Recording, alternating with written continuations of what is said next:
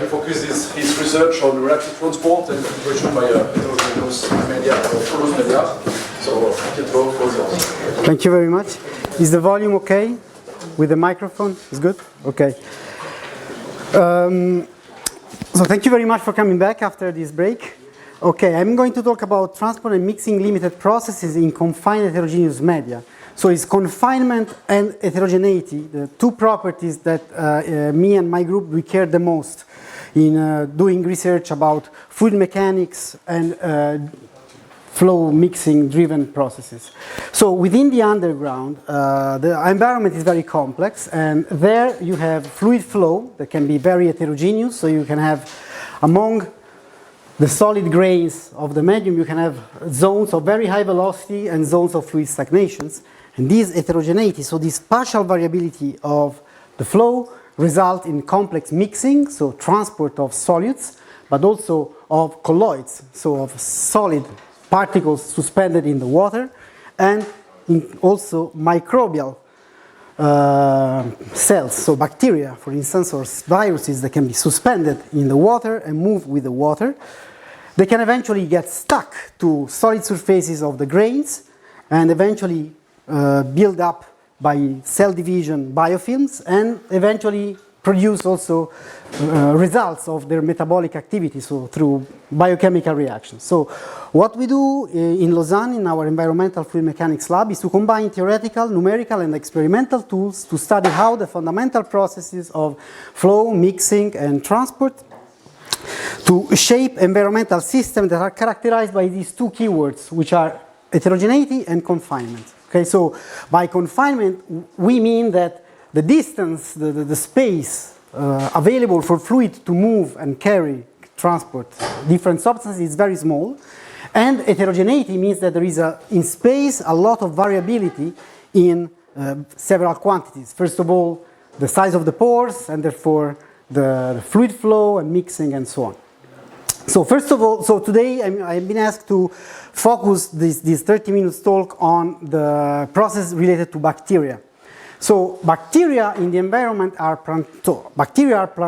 prokaryotic microorganisms, so extremely simple forms of life that typically have a few micrometers in size. They have different type of shapes.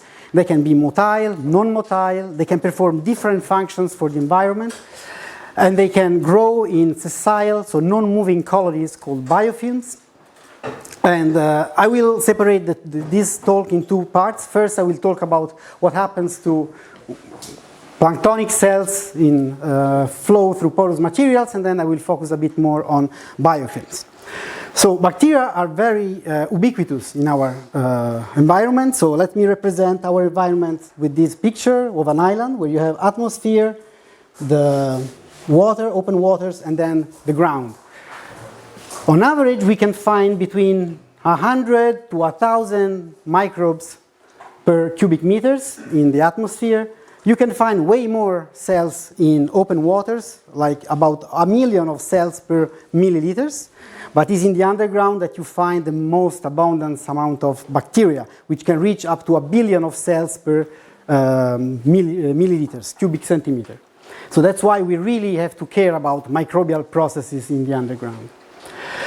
So we did several studies. So for instance, we studied how injecting through a porous system represented by a microfluidics device, suspension of bacteria, and which was, the cell was previously saturated with water, and we monitor at the outlet the concentration of the cells that arrive, and we try to understand how the motility of the bacteria, so the fact that they can swim propelled by flagella, affects the overall transport and filtration of the cells. So overall, I'm not going to spend details on this study, but we show how the distribution, the statistical distribution of the velocity of the individual cells affects the Breakthrough curve and the deposition profiles, which are the profile between inlet to outlet of the system of where cells get stuck. And basically, the motility of the cell change the statistical distribution of the velocity and therefore their transport properties.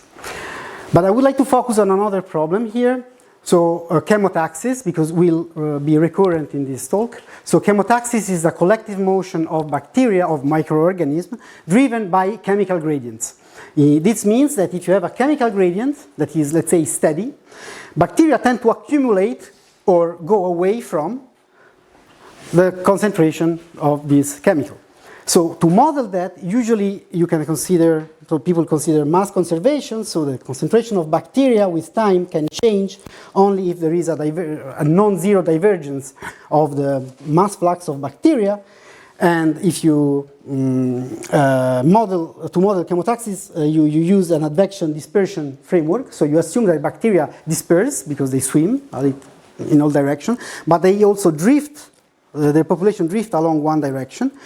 So if you, at the steady state, so if this is the derivative of the bacterial concentration in time is 0, basically you find that you need to put these two terms to equal to each other, which leads to an exponential spatial distribution of bacteria. So if you have a steady gradient of a chemical that is an attractant, bacteria will distribute exponentially towards the wall here where you have this chemical. So let's now, this is let's say well known. There are several ways to characterize that, and in particular the chemotactic velocity, the U that appears here.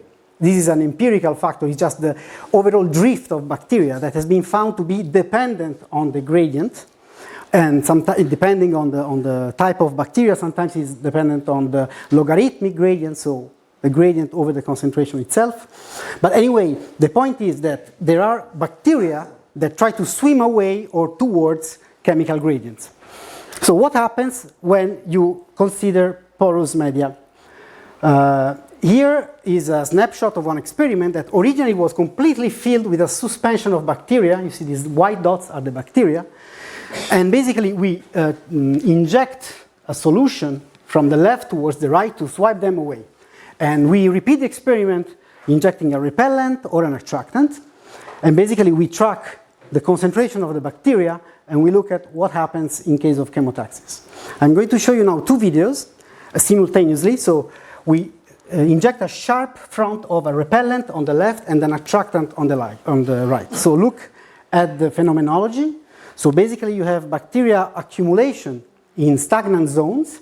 But if you have an attractant, they swim away from these regions and they get basically away very quickly. While if you have a repellent, as you can see, they stay in these low velocity regions, kind of compressed by the gradients of the repellent that we are injecting. Now, what is weird is that we observe this accumulation that we claim to be chemotaxis for times that are 3 minutes in this case, which is a time scale that is very different from the time scale after which you expect diffusion to completely homogenize this region and destroy any kind of gradient you could have. So I believe that in previous days or in the coming days you will have lectures about mixing and how the flow heterogeneity can keep gradients up in time. So I'm not going to stay on the details of that, but if you do experiments injecting a tracer that has the same diffusion coefficient as the attractant and the repellent, you will see at different times the concentration field of the injected tracer, and you can see that there are gradients for a very long time. So what we can measure with this experiment are the map of the residence time of the gradient. So each pixel represents in seconds for how long you have a gradient that is above a minimum threshold that the bacteria can sense. And you can see that for at least 6 minutes, these gradients, they stay active against diffusion. So heterogeneity of the structure induces heterogeneity in the flow that keeps the gradient steep for a very long time. I'm just showing you the same videos as before, superposed to the residence time of the gradients. As you can see, the gradients here, they really act as boundary for the bacteria to stay confined or to go away. The overall result of this microscopic effect is that you change the chemotactic activity of bacteria changes the overall dispersion coefficient. So if you look at the overall mass inside your chip, of course it decays with time because you are removing the bacteria. But if you inject the attractant, it goes down way faster than if you inject a repellent. Please note that this is a logarithmic scale because the late time behavior of the dispersion model predict an asymptotic exponential decay, which stays, but you change radically the dispersion coefficient due to the chemotaxis. Sure? Yes, good question. These are very short time scale. If you compare this to doubling time, what would you expect in terms of the hydrodynamics? I didn't mention that here we suppress the division of the cells. So the cells in the experiment, we grow the cells overnight and we wash them and we resuspend it in the PBS, which is a phosphate butter solution. So there is no carbon source; they cannot divide. We will get now to the part where the bacteria they can grow.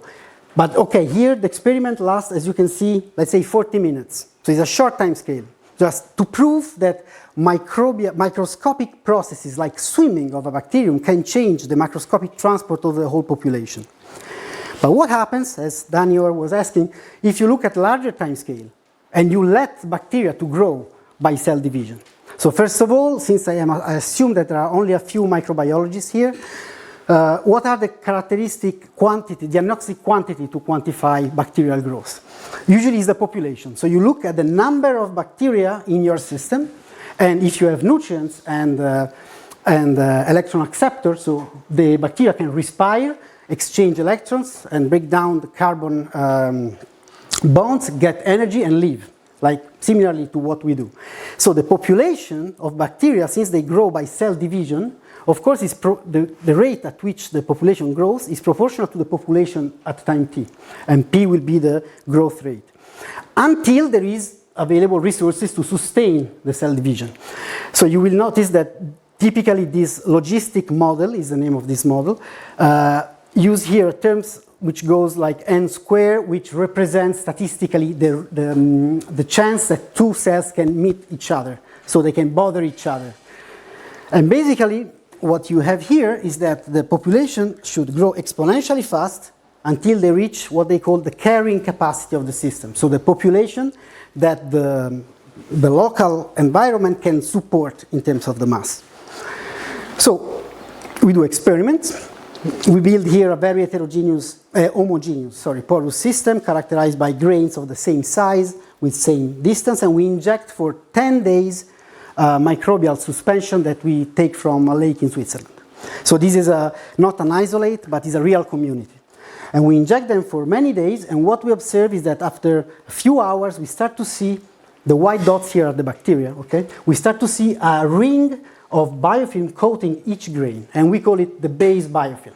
But only after 30 hours, we start to see the biofilm to grow also in elongated structure through the pore, which we call the streamers. So, by image processing, we can distinguish what it is part of the base biofilm and what it is a streamer, just by image processing. And basically, we can do it for the whole system, and we can just look at the growth of the whole population in black, which is divided between the base biofilm and the streamers. So the sum of red and blue, of course, will do the black. What is interesting is that while this is an exponential growth, as you can see in a semi-logarithmic plot, the blue here grows linearly. So the streamers, since their onset, they grow just linearly with time, which indicates that they are not really growing mostly by cell division, but mostly by filtration. So they are just filtering cells coming with the flow. And so they grow linearly with time. The other thing that we notice is that at the north pole of each grain, you have a gap in the base biofilm. There is always a hole. There's much less biomass here. So our hypothesis is that this happens because the streamers, they are basically consuming all the resources needed by the bacteria to grow as a biofilm. And this makes sense comparing time scale of transport by diffusion or advection across this length scale here. No? This is the grain, this is the North Pole, and the time scale at which these bacteria should consume oxygen and carbon coming here. So the bacteria, they consume much faster than actually transport can deliver resources. So the idea is that the streamers here act as boundaries preventing nutrients to refill the North Pole. And this is kind of confirmed by an image we take in CTC, is a chemical staining. So you inject this chemical, you kill every bacteria in the system. But when where the bacteria were respiring oxygen, they produce some mineral inside their cell that is fluorescent. So you can see the fluorescent sign of metabolic activity consuming oxygen. And as you can see, while there is some red everywhere, there is a clear hole at the North Pole. So ecologically, we explain what we observe. So the fact that the biofilm grows with these two architectures, the coating biofilm and the streamers, with the cost of not having a little part of biofilm in the North Pole, but the overall net effect is much more beneficial for the overall growth of the biofilm. So the amount of mass you have in the streamers overcome the biomass you don't have in the gap. Of course, it would have been very nice to be able to observe where the oxygen was present and where it was not, without being so invasive to kill all the cells. So we worked a bit hard to develop new sensors, which are basically dyes that you can print on the glass slide where you place your microfluidics. It's a mixture of two dyes. They are fluorescent dyes. So you see here, the thickness of this dye is 3 microns.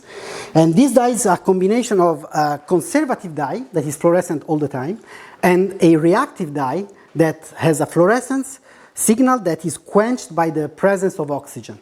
So the idea is that you can always relate the peak of the conservative dye to the peak of the oxygen-dependent dye to calibrate the system and then have a way to map the oxygen concentration inside your microfluidics. So we did experiments growing, in this case, Pseudomonas putida, which is a bacterial strain typical of soil. As you can see, here you have the map of the bacterial biomass in green, and here you have the map of the oxygen. So there is some oxygen consumption, important, where you have a big biofilm growing.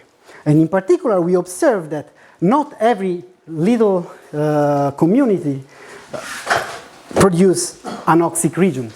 So they don't consume oxygen everywhere at the same rate. So we discovered that a local colony of bacteria can become an anoxic region based on its shape, not much on the size, but the shape.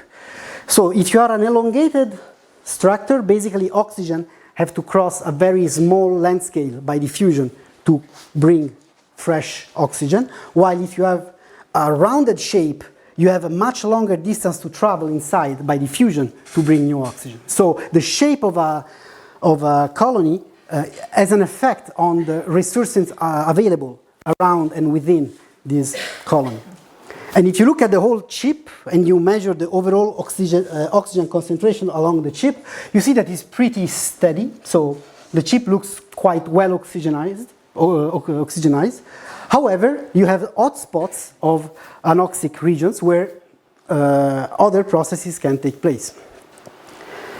I would like now to move towards another important process for bacterial growth, which is quorum sensing, which is a process by which bacteria can sense the size of the local population.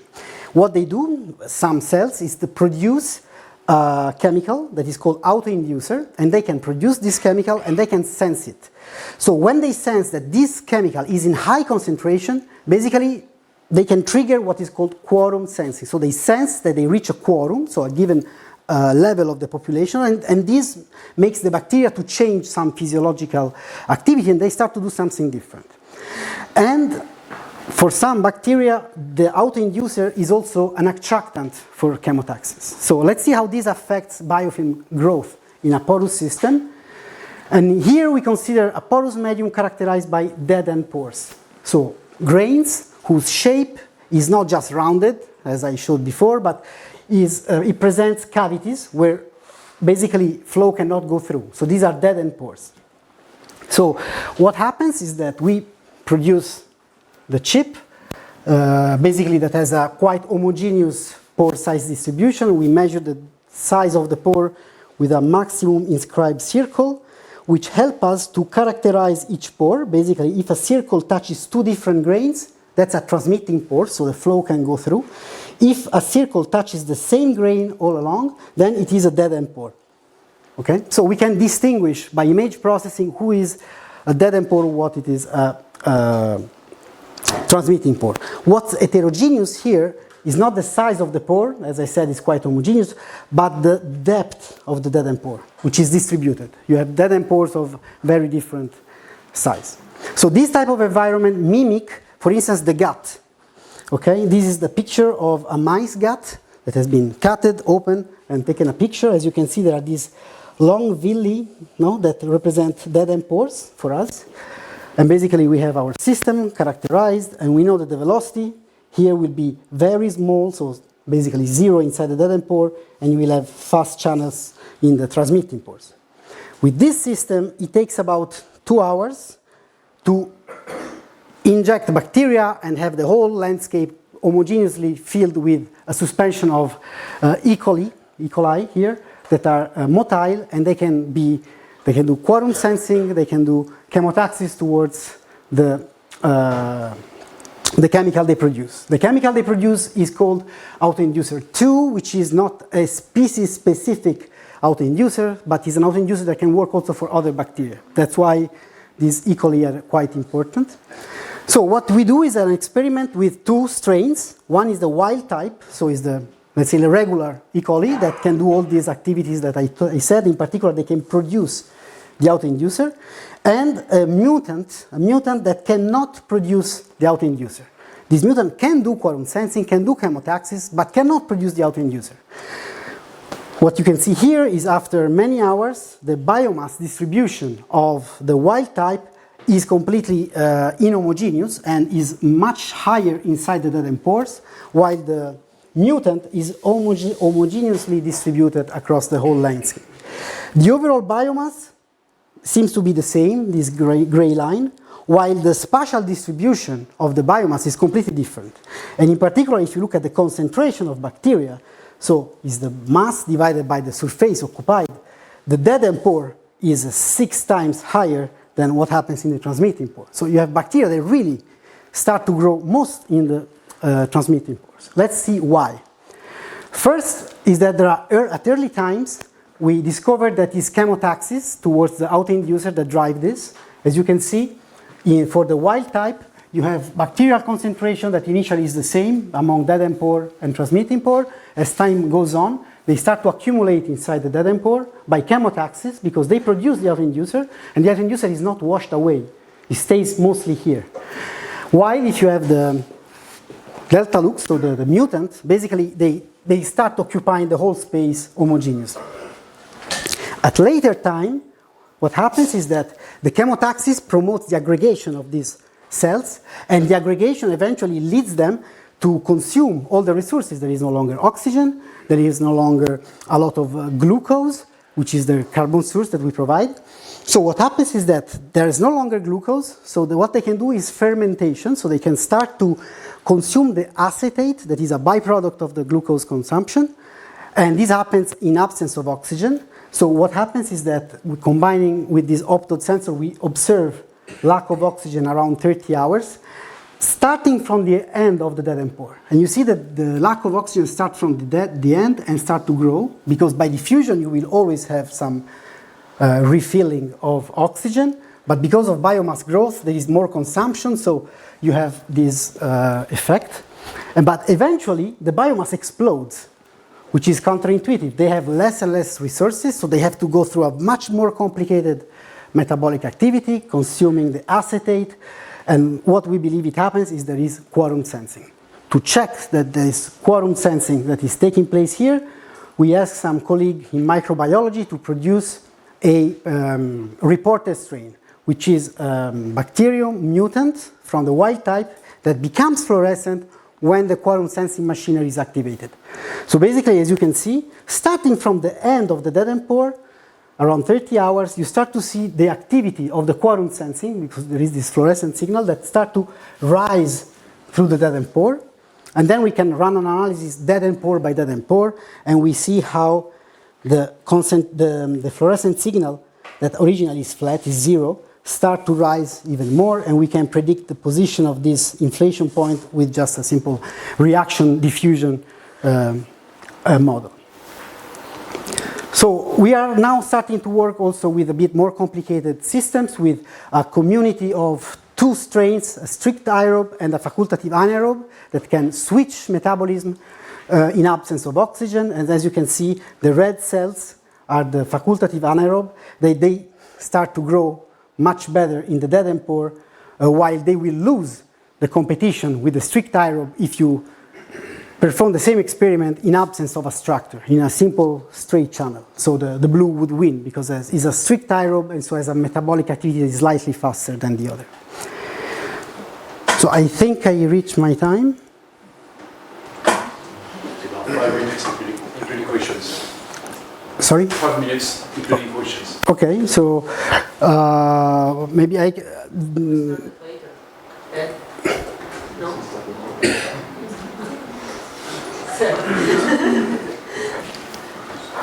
Just to give you another quick information, so we did also experiment on colloidal transport in this type of dead-end pore structures.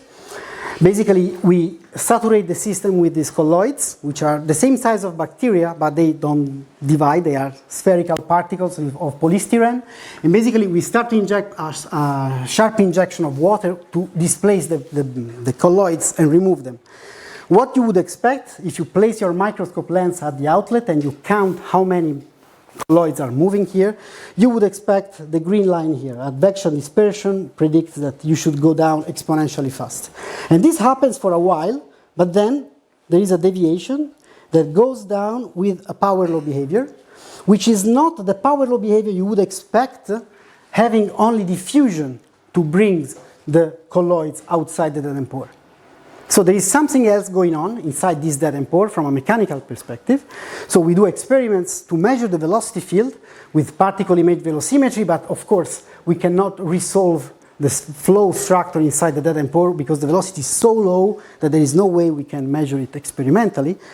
And then basically we run an experiment just taking pictures, and then we just superimpose 1,000 pictures one after the other, and we see the emergence of a laminar vortex inside the dead-end pore, which we observe also with the simulations later. And we, of course, understand that this is a classical fluid mechanics problem called flow-driven cavity. So if you have a flow on top of a cavity, you have an infinite cascade of vortices to conserve the momentum. Okay, so this is a well-known problem solved around the 70s. This is known, but it was not known the effect that this has on the transport of colloids under these conditions. So as you can see, the vortex here, it exists, but it's so low that Brownian motion will dominate over the flow. Okay, but here, the flows start to be important. So the mechanism by which colloids can escape the dead-end pore, get here, and get flashed away is by random diffusion, eventually entering this area, getting stuck here, rotating forever, until by diffusion they jump from one streamline to the other, and eventually they jump on a streamline that is outside the vortex and they go away. With some theoretical modeling, we can show how the distribution of the trapping time, and so the breakthrough curve basically of the colloids from here depend on the streamline organization inside the dead-end pore, because here you have sleep boundary condition because there is flow. Here you have sleep boundary condition because there is a second vortex. But here you have no boundary condition. There is a particular way to separate the streamlines, which combined with diffusion lead to exactly this. Analytically, you can show that you lead to this distribution of the breakthrough curve, basically, which is a gamma distribution. So it's a power law characterized by this minus 2/3. 2/3 comes really by the separation of the streamline with an exponential cutoff. The exponential cutoff is given by the diffusion time over the dead-end pore depth. And we have an heterogeneous distribution of dead-end pores, so we have to combine what happens in the transmitting pore, just advection dispersion, plus what happens in each dead-end pore by averaging this breakthrough curve through each dead-end pore that has its own characteristic cutoff time. This we do, so that's the solution for this model. Thanks, Pietro, for the talk. I'm curious about the dead-end pore model. I know it more or less, but I don't remember it. When the solution you showed, is it for a single vortex or does it? This is a model for the whole porous medium. You know, simpler, like the version with just sort of PT. Yeah, there. This one, yeah. So this thing is for a single vortex, right? For a single dead-end pore. A single dead-end pore has an infinite number of vortices. With an infinite number of. Yeah. Okay, yeah. Because Among two vortices, there is always another vortex. And then within two, there is always another, theoretically, no? To conserve momentum. Okay. Does it know? Like, does it know that how many vortices? This vortex is going to dominate. Okay, so you have only that vortex included in the calculation? Yes, and below you have Brownian motion, yeah. But then that thing doesn't tell about the size of the top vortex, does it? The TD, tau D, represented the diffusion time across the depth of your...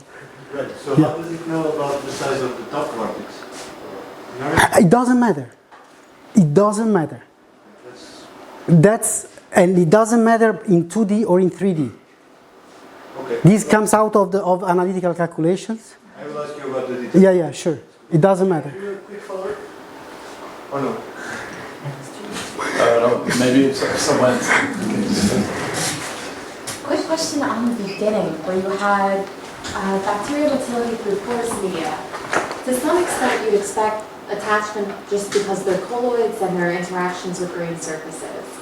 Do you see behavior? Sorry, you talk about this? Yeah. Yeah. To some extent, you would see attachment from a colloid with no motility, just because of like colloid grain surface interactions.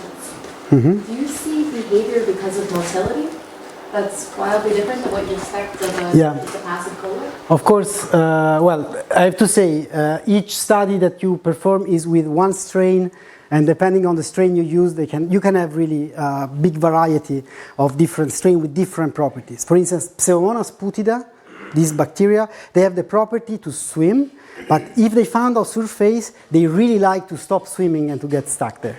So if they are in the right conditions. So in this experiment, like in the previous one, we provide no food for the bacteria.